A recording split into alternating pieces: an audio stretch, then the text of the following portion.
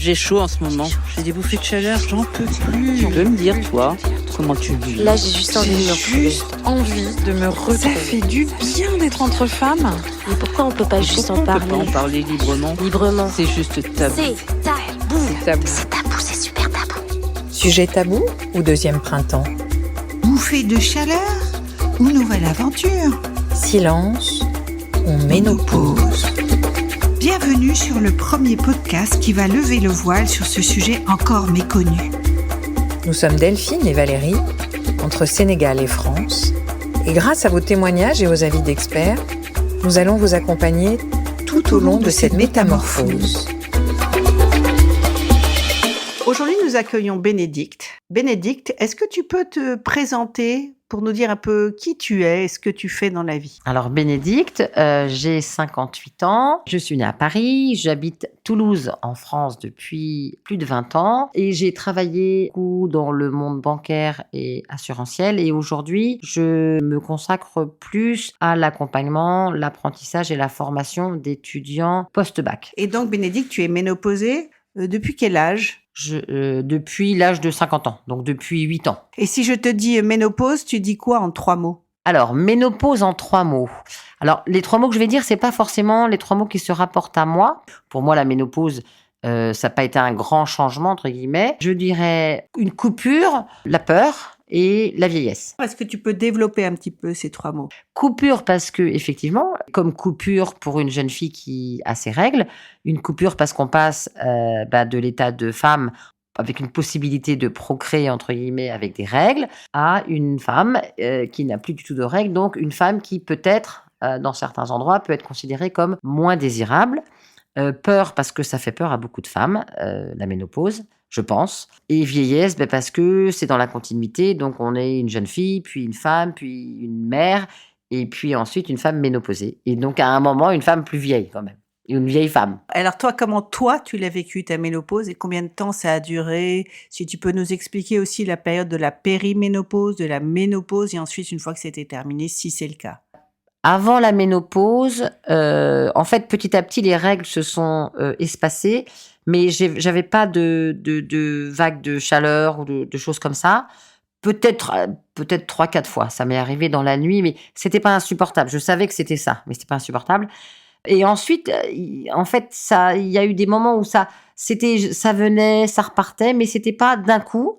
Et puis, je me rappelle un jour, j'ai randonné et là, il y avait plus rien, ça s'était arrêté. Donc, je me suis dit, ça y est, mais c'est pas pour autant que je suis allée voir le médecin. Et ensuite, peut-être 6 mois après, c'est revenu, mais un petit peu. Et puis ensuite, on m'a fait un jour une prise de sang pour d'autres raisons et on m'a dit, Madame, vous êtes ménopausée. Voilà. Mais j'en ai pas souffert. Puisque tu as parlé de vieille, est-ce que tu t'es sentie vieille à ce moment-là? Non. Comment t'es-tu sentie donc? Je me suis sentie comme la continuité d'un état qui était que j'avais 50 ans et que j'étais donc une femme en âge d'être ménopausée. Et j'ai appelé ma maman qui m'a dit moi, j'ai dû être ménopausée à 50 ans. Et voilà, et on en a conclu toutes les deux que c'était normal. C'était l'âge. Mais je me suis pas sentie ni triste, ni fâchée, ni... Non. Ça faisait partie pour moi du courant, c'est du fil de la vie, quoi. C'est ça, c'est la continuité. Est-ce que d'ailleurs, pour parler de ça, est-ce que ta mère t'avait parlé de la ménopause avant que tu ne traverses cette période-là? Alors, je lui ai pas posé de questions parce qu'en fait, comme je n'en avais pas peur, je n'allais pas lui poser des questions. Mais ma maman, nous ayant élevés seuls, je l'ai vue effectivement quand elle avait 50 ans. J'ai 23 ans d'écart avec ma maman, en train de prendre des médicaments d'hormones d'hormones de substitution. substitution. Et voilà, et elle m'a expliqué ce que c'était, sauf qu'il y a 23 ans, elles prenaient toutes des hormones de substitution, les femmes, et que je pense qu'à notre époque, on n'est pas forcément obligé d'en prendre. Mais donc maman m'a expliqué, mais elle me l'a expliqué sans me l'expliquer, mais c'était pas tabou. Comme les règles, l'arrivée des règles, c'était pas non plus tabou. C'est-à-dire elle me l'a expliqué en disant voilà, sans être tabou, mais sans être non plus, on va pas en parler pendant des heures parce qu'il n'y a pas besoin d'en parler pendant des heures. Pour toi, il n'y a pas besoin de parler pendant des heures d'une chose qui va nous arriver. Oui. C'est-à-dire, développe un peu ça m'intéresse. La ménopause, pour moi, ça fait partie du schéma biologique de la femme. Donc, on est petite fille, et puis la petite fille, à un moment, va avoir sa puberté, elle va devenir une jeune fille, donc elle va avoir des règles. À partir de là, la jeune fille, un jour, deviendra maman. Donc, elle aura des grossesses, elle aura des allaitements, elle aura à un moment, généralement vers 50 ans ou 52, enfin, ces règles s'arrêtent et ça s'appelle la ménopause. Mais ça ne change rien au fil de la vie. Donc, tu en avais entendu parler avant, si tu savais tout ça. Ah oui, oui. Qui oui. t'avait parlé de ça? Ah, ma maman, oui. Quand même, elle t'en avait Oui, parlé. oui, bien sûr, oui, mais elle m'en avait parlé, comme on parle de... J'ai une maman qui est très ouverte, donc on a parlé de plein de choses, mais oui, elle m'en avait parlé, oui. Mais elle m'avait pas dit, fais attention, voilà ce qui va se passer. Elle m'avait juste dit, voilà, je suis ménopausée, donc je prends des hormones de substitution, ça ne me fait pas grand-chose, et un jour, tu auras ça. Mais c'est plus, pour moi, c'est plus la chose magique dans la vie, pour moi, c'est plus les grossesses. Et une fois qu'on a eu le nombre d'enfants qu'on souhaite avoir, ce qui est un grand luxe, parce que c'est pas le cas dans d'autres pays, ben voilà, c'est pas grave si on arrête d'avoir ces règles et si on devient ménopausée. Ça, c'est mon avis. Hein. Ce que tu es en train de me dire, en fait, c'est que ta maman t'en a parlé comme quelque chose de naturel dans le cycle de la vie, mais qu'en fait, tu n'avais aucune peur. Oui, c'est ça. Oui. D'accord. Elle t'a expliqué que c'était normal. Oui. À ton avis, est-ce que ce sentiment-là est développé dans nos sociétés, dans ce que tu entends? Alors, j'espère qu'il l'est dans nos sociétés occidentalisées. Est-ce qu'à ton avis, une femme ménopausée, elle n'est pas un peu mise au rencard dans le regard de la société? Pas pour toi. Pas en France, non. À ton avis, elle est aussi bien représentée dans les médias, dans les films, C'est sûr qu'une femme de 20 ans, on n'a pas le même regard, mais même de femme à femme, on n'a pas le même regard sur une jeune fille, une femme de 20 ans, qu'une femme de 60 ans. Mais il y a des femmes de 60 ans qui sont, c'est pas attirantes, mais qui sont belles. Mais c'est pas que la beauté aussi, il y a des femmes de 60 ans qui sont actrices, je sais pas, je pense à Fanny Ardant, qui n'est pas, elle est très âgée aujourd'hui, mais elle a une espèce de beauté intérieure, cette femme, même Miu Miu. Enfin, il y a des tas de femmes en France, des tas d'actrices qui à 60 ans sont magnifiques. Je parle en fait du regard de la société, du regard sociétal sur cette tranche d'âge en fait. Bien sûr, on le sait toutes qu'il y a plein de femmes, mais est-ce que tu crois que les femmes à cet âge-là sont aussi bien représentées dans l'inconscient collectif que les autres âges de la vie? Tu m'as parlé de vieilles. Est-ce qu'à ce moment-là, il n'y a pas un regard qui bascule quelque part dans le regard collectif? Pas pour toi, mais pour... Oui, certainement. Dans le regard collectif, oui. Les femmes qui se disent « je suis plus bonne à rien, je suis plus désirable », ces femmes-là, il faut qu'elles arrivent à comprendre que elles sont effectivement plus âgées. Donc, le corps a changé, le corps est moins dynamique, moins tonique, moins... C'est sûr. Mais c'est pas pour autant que on doit les mettre au banc de la société. Enfin, même dans la vie professionnelle, on a besoin de gens qui ont de l'expérience, on a besoin de gens qui ont une certaine maturité. Donc, qui dit maturité, ça veut dire qu'elles sont posées. Enfin, on a besoin de tous les âges, moi, je pense. Aussi bien de manière professionnelle, même socialement. Quelqu'un qui a 60 ans, elle a une expérience dont on a besoin et dont les plus jeunes ont besoin. À propos des symptômes, tu as dit que tu avais un petit peu souffert de bouffées de chaleur. Tu en as eu d'autres, style le brouillard cognitif, les articulations, la sécheresse vaginale? Alors, j'ai eu des nuits où j'ai eu chaud, mais ça ne m'a pas empêché de dormir. Oui, il y a une sécheresse vaginale, mais elle n'est pas insupportable. Ça s'est modifié légèrement, mais pas tant que ça. Et ensuite, j'ai un médecin j'ai une gynécologue qui n'est pas forcément pour les hormones de substitution. Et j'ai un médecin qui m'a dit, un médecin homme, et qui m'a dit, mais écoutez, si vous n'avez pas de gène ou autre, ça sert à rien d'en prendre. Donc, je n'en ai pas pris. Par contre, j'ai quand même fait des examens, notamment tout ce qui est les calcifications des os, etc., pour voir si quand même ça allait. Et ça, en tout cas, aujourd'hui, ça semble aller. Et psychologiquement, est-ce que tu as senti une baisse d'énergie, quelque chose, un passage un petit peu difficile ou ça t'a rien fait? Non, ça m'a rien fait du tout. Ça m'a rien fait du tout. Formidable.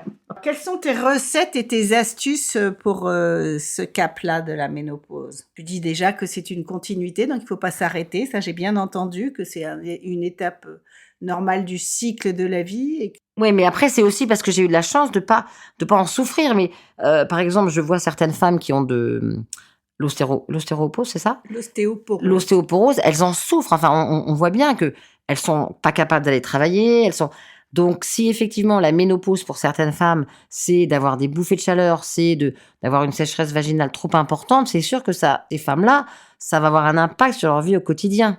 Pour les autres, je ne peux que dire, continuez à vivre comme vous vivez avant. à partir du moment où ça ne gêne pas. Mais celles qui souffrent, qui ont des maux physiques, il faut aller voir le médecin et essayer de trouver des solutions à ce que ces maux puissent s'en aller. Parce qu'une fois que ces maux MAUX seront partis, alors la femme, normalement, elle doit continuer à vivre normalement.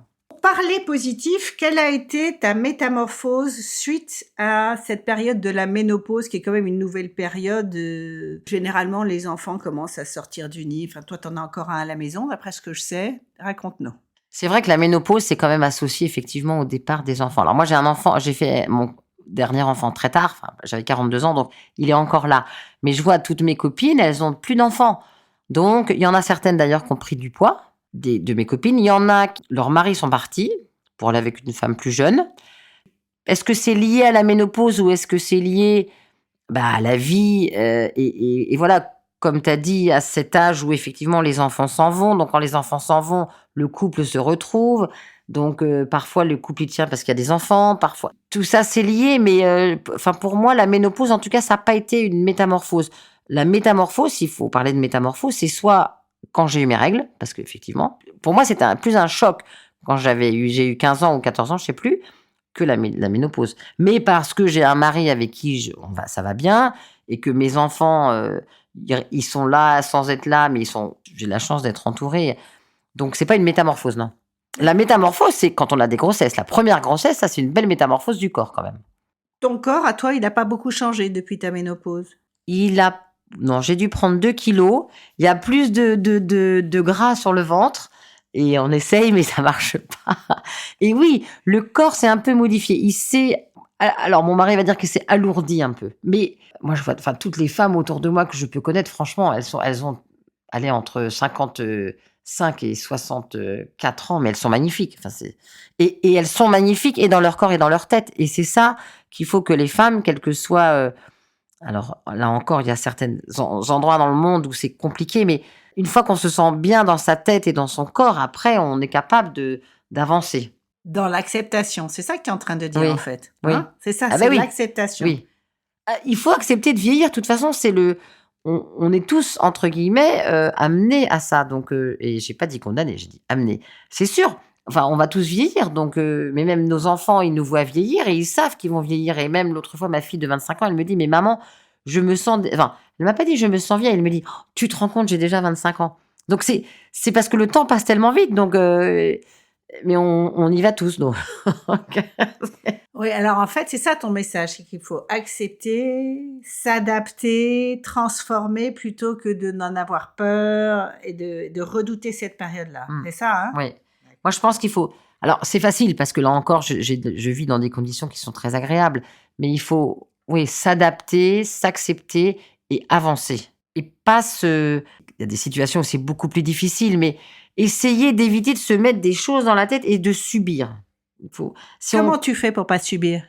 Je sais pas. Je pense que c'est lié à l'éducation quand même, un peu.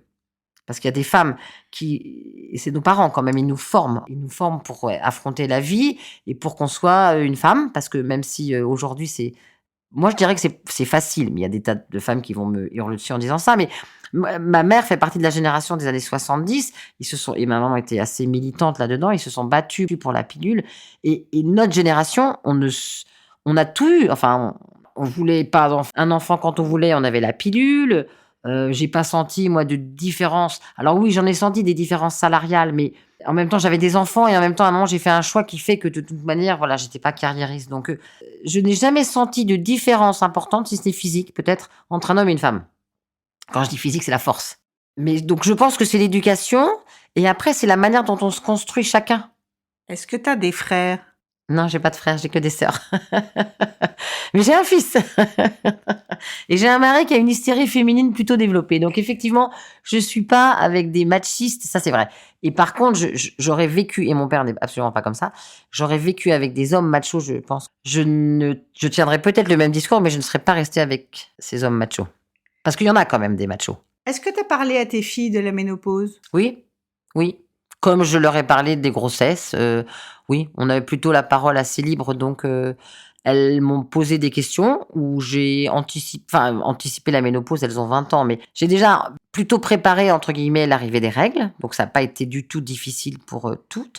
J'ai une de mes filles qui souffre beaucoup quand elle a ses règles et je vois qu'elle souffre physiquement et c'est compliqué pour aller travailler, mais elle vit avec. Voilà, un jour, elle m'a dit en rigolant, j'aurais aimé être un garçon. Mais après, je lui ai dit, mais tu te rends pas compte parce que c'est tellement beau d'être une femme, rien que pour les grossesses. Elles vivent avec. Elles savent qu'un jour, ça s'arrêtera. Mais j'ai pas envie de leur mettre le tic-tac biologique dans la tête. Et Louise, l'autre fois, elle me dit, maman, j'ai 25 ans, j'ai pas encore d'enfant. Je dis, mais c'est pas grave, on a le temps. À 35 ans, quand elle aura 35 ans et qu'elle a pas d'enfant, là, peut-être que... Mais sinon, c'est insupportable, ce tic-tac biologique. Et après, ça fait des femmes qui ont des enfants et on sait pas pourquoi. Et non, faut avoir des enfants quand on a envie d'avoir des enfants. Si on peut. Ah, bien sûr, si on peut, oui. Peux-tu nous présenter ton métier, donc dans l'enseignement, maintenant, c'est ça que tu m'as dit, la transmission, en lien avec la ménopause? Donc, le regard peut-être des étudiants par rapport à mon âge. Par exemple. Mes étudiants, ils sont 20 ans, donc je pense que je dois avoir l'âge de leur maman à peu près. Donc, les étudiantes, quand j'ouvrais la fenêtre en arrivant et que j'avais chaud, faut dire que j'ai rarement froid, donc j'ai pas très très chaud, mais j'ai rarement froid. Donc, j'ai tendance à aérer un peu souvent. Et à chaque fois, elle me regardait avec un petit sourire et elle savait, je pense qu'elle savait ce que j'avais. J'ai jamais entendu quelqu'un dire « Ouais, celle-là, elle est très vieille » ou « vieille ». Mais le vieux péjoratif, elles savent, enfin... Ou même les étudiants, ils savent que j'ai un certain âge. Mais il y a quelques années, j'avais eu un jour un étudiant qui me draguait gentiment, qui me dragouillait. Et je lui ai dit, écoute, j'ai l'âge de ta mère, alors faut que tu arrêtes immédiatement parce que là, c'est pas drôle. Je lui ai dit, si tu fais ça comme une blague, pourquoi pas, mais c'est pas drôle. La différence d'âge que j'ai avec mes étudiants, entre guillemets, elles me respectent et moi, je les respecte. Et donc, c'est une relation équilibrée. Tu enseignes plus facilement à ton âge maintenant que tu ne l'as fait avant, ou c'est pareil, c'est égal? Mais comme j'ai pas enseigné quand j'avais 25 ans, j'ai commencé à enseigner il y a 15 ans, 14 ans. Donc 14 ans, j'avais 42 ans. 42 ans, on a quand même, d'abord on a des enfants qui ont grandi, et puis surtout on a quand même une certaine assise, on a une certaine maturité. Donc à 42 ans, on vous fait pas la même chose que quand vous en avez 26 ou 27. En tout cas, l'assise ou le respect qu'il me porte était le même, je pense. Mais aujourd'hui, je dois dire que je suis plus... C'est-à-dire que quand il y en a qui me respectent pas ce qu'on leur demande, je leur dis stop et ils m'écoutent parce que je suis âgée. Et j'en joue aussi, je leur dis voilà, moi je suis une femme âgée, donc vous me respectez. Comment tu définirais les idées reçues et les tabous à propos de la ménopause? Alors ça, je suis peut-être pas bien placée pour répondre à ça parce que là encore, j'ai eu une éducation extrêmement ouverte et libre et on parlait de tout avec ma maman. Donc, les tabous, je sais qu'il y en a des tabous, mais je les ai pas vécus. Les gens autour de moi, c'est quand même des gens plutôt... même si tabous, il y a pu avoir quand ils étaient plus petits, ils ont réussi à les mettre de côté et à vivre... Enfin, pas à les cacher, hein, c'est pas ça, mais... donc, je connais pas ce monde-là où on met les femmes de côté parce qu'elles deviennent âgées. Je vois bien, quand je voyage, qu'une femme âgée... Quoique, c'est pas forcément vrai, parce que dans les cultures, qu'elles soient asiatiques ou africaines, une femme âgée, elle inspire le respect. Preuve, dans les cultures... j'étais à un mariage sino-laotien il y a pas très longtemps. Il y a un respect pour les anciens qui est quand même... et même pour les femmes d'un certain âge. Dans le monde dans lequel j'évolue, dans la religion ou non-religion dans laquelle j'évolue, il n'y en a pas beaucoup de tabous. Quelle est ta position sur les thérapies d'hormones de substitution? Eh bien, si la personne en a besoin, il faut lui en donner, il faut qu'elle en prenne. Et si la personne n'en a pas besoin, elle n'en a pas besoin, donc ça ne sert à rien. Beaucoup d'études forcent en ce moment les choses dans ce sens-là, comme ça soigne l'ostéoporose. Donc pour toi, finalement, la thérapie d'hormones de substitution, ce serait juste à la carte, selon les symptômes qu'ont les femmes. C'est ça, hein? Oui, je pense, oui. Enfin... Et à ton avis, où est-ce qu'elles peuvent trouver de l'information, toutes celles qui n'ont pas eu la chance d'être dans un milieu comme toi, hyper informatif, tranquille Peut-être auprès de leur médecin, peut-être auprès de leur pharmacien, peut-être avec des groupes de parole de femmes qui, par exemple, comme toi et moi, on pourrait aller organiser des rencontres, parce que je suis sûre que dans certains milieux, c'est sûr qu'elles n'ont pas cette information. À nous, femmes, ayant eu la chance quand même de grandir dans un milieu...